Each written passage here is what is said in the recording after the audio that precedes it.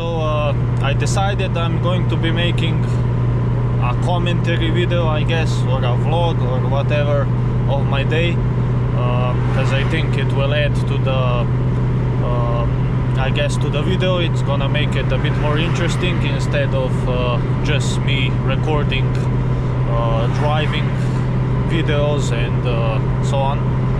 So I decided I'm gonna start the first commentary video, I guess, with me going to the dyno.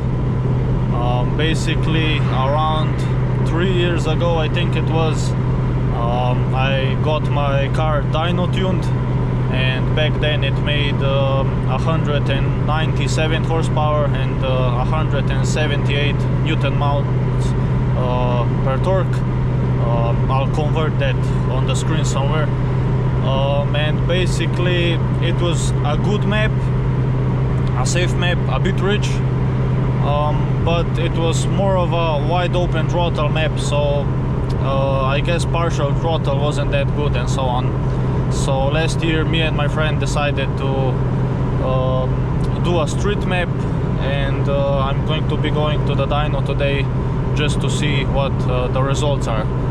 I'm hoping for a slightly bigger number because the car does feel faster, but I am going to a different dyno, so I'm not completely sure if that dyno reads the same or it reads higher or lower. So, but mostly I just want to compare the two graphs so I can see where I gained the torque and the horsepower, or where I lost it or whatever. So I just want to have a bit of an idea what we did. So that's basically it.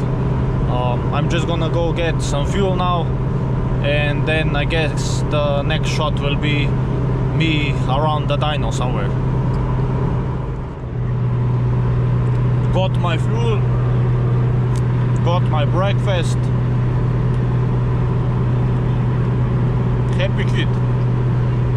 Wallet is a bit less happy, but I'm happy.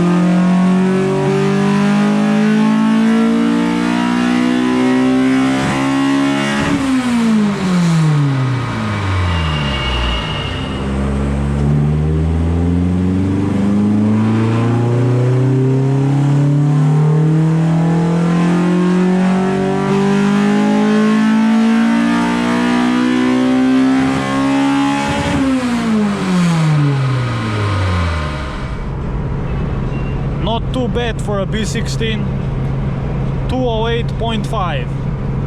I'm pretty pleased with that. It did have a slight misfire at 8000 RPM, but the tuner said it could be because it was running a bit too rich at the top end, and it was also pretty hot outside. It was around 26 Celsius, I think. I'll put that into Fahrenheit as well. But yeah, for a B16 that's not that built, it's got Type R cams and high compression pistons and so on. I'm pretty pleased. So running normal fuel, well, 100 octane fuel, but it's still normal fuel. You can get it at every gas station. So we'll see, I guess, what we've got planned next for the car.